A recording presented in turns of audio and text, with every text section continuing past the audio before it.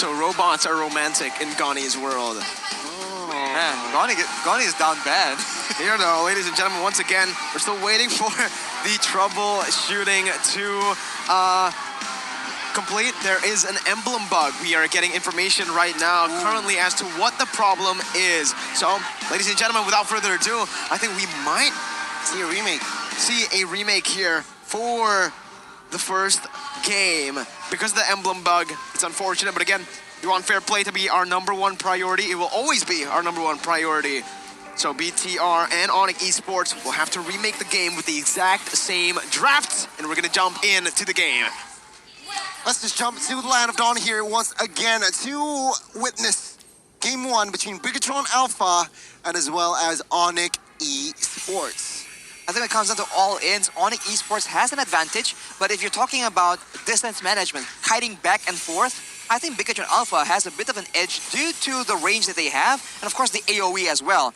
You can tell that for, just off the bat, Sans and Moreno, right? The damage output is very, very different. Sans is more of a utility hero, and you can see Moreno, you can just do a lot of DPS, and that is true all the way till the late game. And speaking of utility and damage, for BTR, Max, he's opted to go for the Demon Slayer emblem. Meanwhile, Kyrie on the killing spree, right? So he's very confident in getting those kills, getting those team fights and pickoffs on the board. Meanwhile, for Max, he's still just going for those neutral objective control in the early stage. With his faster clears, this also enables this composition to do even better in that rotation department with the help of the guiding wind and obviously with Karina's first skill. Whoa.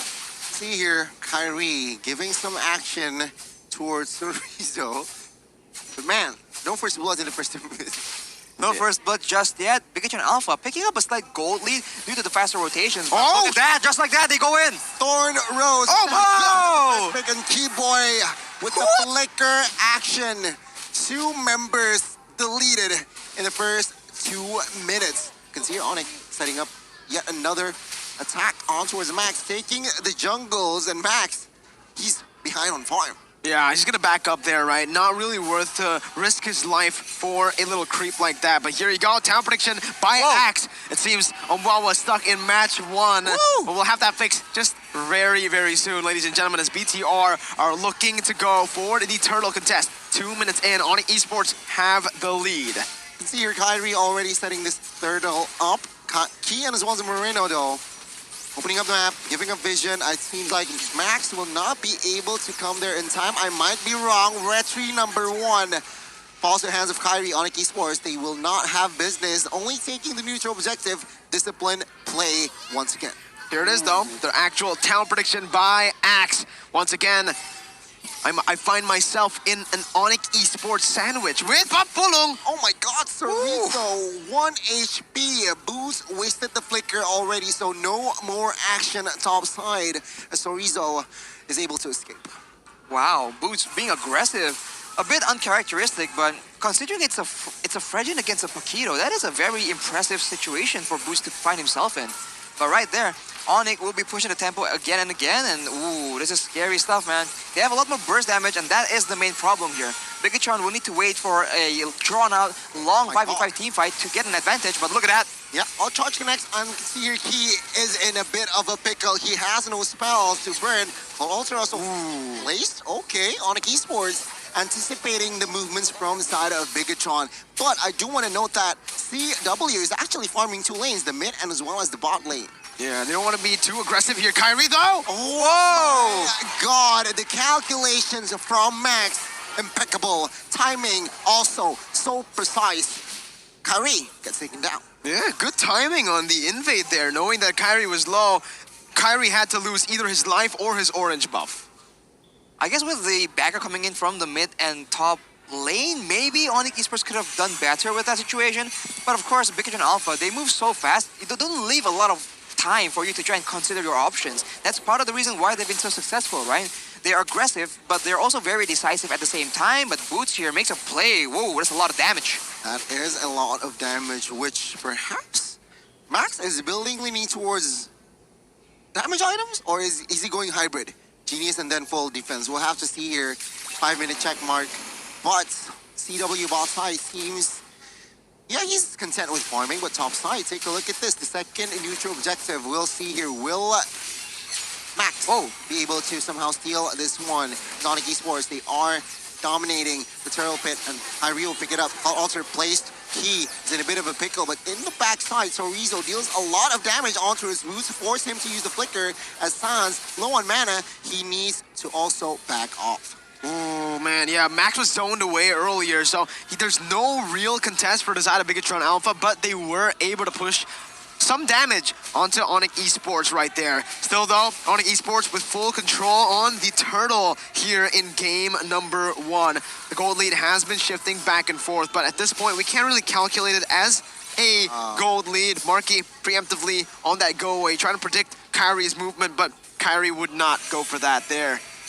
I mean, he has the War X ready, so that's a lot of damage available on the hands of that Lancelot. Look at the top side though, already wave cuts coming in from Sorizo. This is what he enjoys doing.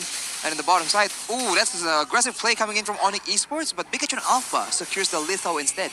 Yep, Max, without that retribution as well, and manages to take that. Oh! Take a look at this. Sans forced to use the flicker. Moreno uses his ult as well. Both mid laners out of resource in that ult now. Sorizo 2v1. Max is there to back up though. Oh, Boots needs to be careful. Oh my God, Take a look at Max. that. Kyrie Oh, will no. not be able to take Max life there. What an escape.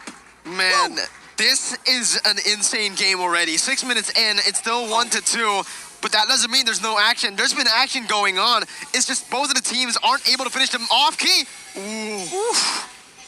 Playing with fire there. CW trying to bait Key into perhaps an overextending position. But it seems like the new Axe effect is in full effect. 48 hours of freshness allows you to play like both these teams right now. Kyrie clearing the mid lane alone, already setting up for something as Moreno is taken super low. Gets to use the black shoes though, and Onic Esports, with that knowledge, they can pressure him away from the next turtle setup. BTR want to go for this though. This time strictly Eagle. Whoa, Key's alone. Alone, What? isolated here, but Marky is there to give back up the Melissa. Take a look at the wall charge though. Stunning, Key down. CW with the blazing duet. Will claim Key life question mark? No, Kyrie will pick up the kill. Marky.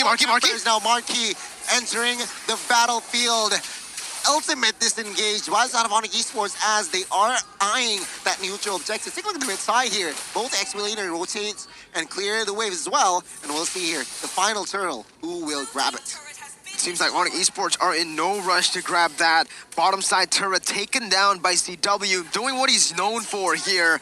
Begetron Alpha are able to trade that back top side, but in terms of the kills, it's still heavily leaning towards Onic Esports. In terms of gold, just a little bit.